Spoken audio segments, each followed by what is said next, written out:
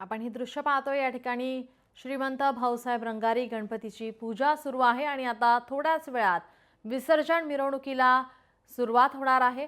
पारंपरिक पद्धतीने ढोल ताशांच्या गजरात या ठिकाणी आता मिरवणुकीला सुरुवात होणार आहे। बाप्पाची आता या ठिकाणी आरती सुरू होईल आणि त्यानंतर विसर्जन मिरवणुकीला सुरुवात होणार आहे। विसर्जन मिरवणूक आकर्षक पद्धतीने या ठिकाणी श्री गणेश रत्न रथ या ठिकाणी या रथामधून आता बाप्पाची मिरवणूक निघेल। आपण हे दृश्य पाहतोय।